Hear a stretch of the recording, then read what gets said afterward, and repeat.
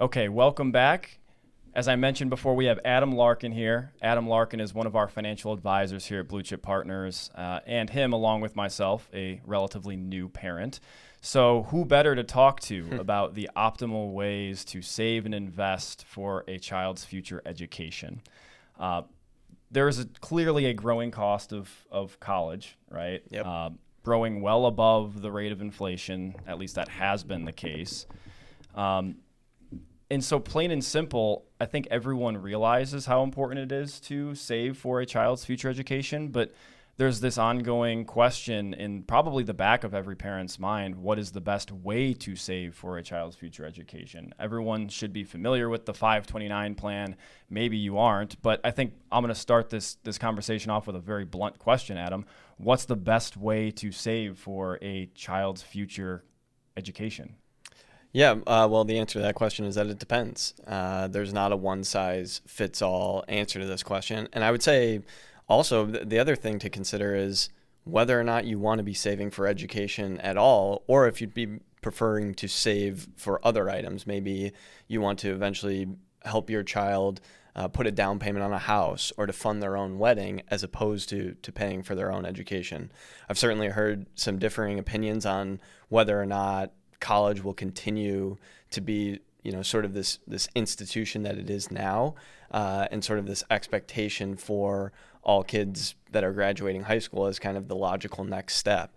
If the price continues to increase, I've heard of plenty of people who are thinking, maybe working in the trades will be the way of the future, instead of choosing to go to a university for 4 years, as most of us have done. So there's a lot of different ways to approach this. There's a lot of different things to consider, either as a new parent or a new grandparent, but lots of different things that you could do. And so that's kind of what I wanted to get into first. I wanted to talk about some of the questions that you probably want to be asking yourself before deciding on the right ways to save for your kids or for your grandkids. So the first is what I had mentioned. How do you want to use these funds? What are you hoping that your kids are going to be using this money for? The second is, who do you want to have control of these funds? There's different ways for you to save where you retain control of the money. There's other ways that you would essentially be handing over control of those funds, and it's not immediate. I wouldn't be giving my 3-month-old daughter that money right now, but I could be transferring it to her name so that when she reaches the age of majority, that money would legally be hers. So the other questions that you want to be asking yourself is, do you anticipate that you'll end up with a taxable estate? Meaning, could you be taking advantage of making a gift each year up to the annual exclusion amount? Where are you in terms of your tax bracket right now? Are you looking for a tax advantageous way to save? And then whether or not you think that you'll need some financial aid or your child will need it, because there's different considerations you would have based on the way you save. So those are clearly some of the what you would call key considerations, right? Yes. The questions to ask yourself when you're considering different options for saving for future plans, if Yes. you will.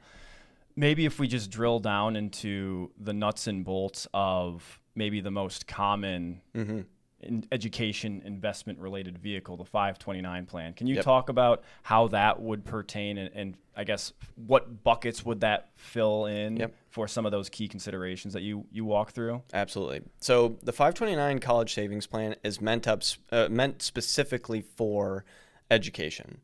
So this is one where if you were considering trying to put money aside to help for a wedding or for a house down payment, this might not be your best option. These funds are meant specifically for education. But because they're set up for that specific purpose, you receive this tax advantage, right? So you're able to put some after-tax money into a 529 savings plan. Depending on the state you live in, there may be some tax advantages or tax credits that you get for making those contributions.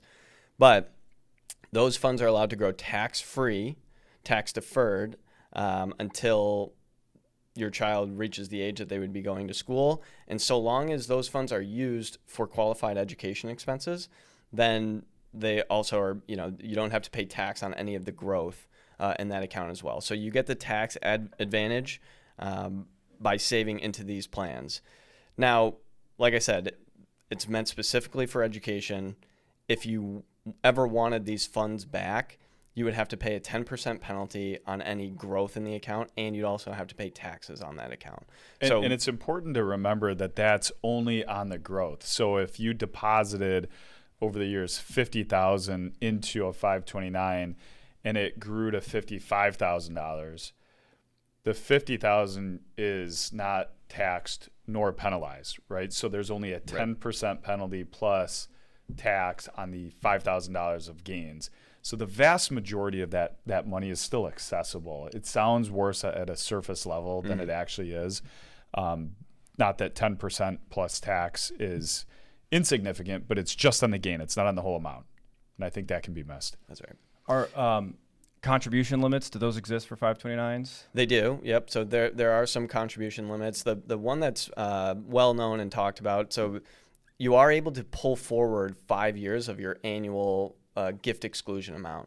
So this year in 2025, the maximum annual exclusion amount is $19,000 per if each parent wanted to give, so per parent, and then per child. So if you had multiple children, so you could do $19,000 for both each of the two spouses to each kid that they have.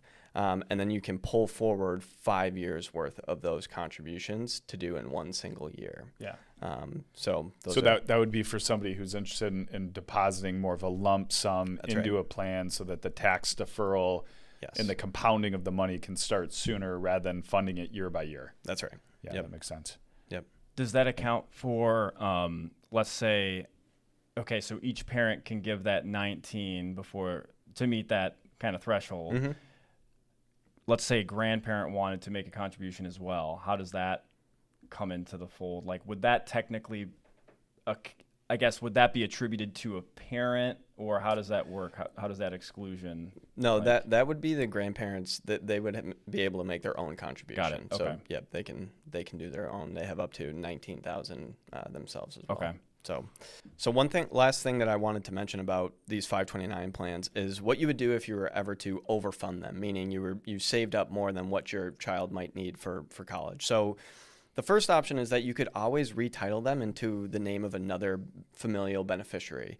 So brother, let's say, sister, grandchild. So if you are a new parent, say I was saving for my daughter, I overfunded her 529. Whenever she were to have kids, if I wanted to retitle into the name of her kids, I could do that as well. Got it. Okay. So kind of a gift for her. So you could do that. The other option that's now available to you as of last year is that you're able to roll over up to $35,000 lifetime for each beneficiary. So in the example again of my daughter, if we've overfunded her 529, each year we're able to contribute or roll over from the 529 into a Roth IRA in her name up to the annual amount that she's able to contribute. So that for this year is $7,000. Okay, so I think what's important there for parents and grandparents to keep in mind is that saving for a 529 not only can work for educational costs, but if there's excess funding, you can then plant the seeds, the initial foundation of saving for retirement. And as long as you're following the general rules, you can move a portion, some or all of that savings that was initially meant for education over to retirement. That's really cool. I feel like that's a unique feature, an enhancement to the 529 structure that didn't exist. I think was it just over the last couple of years? Last year.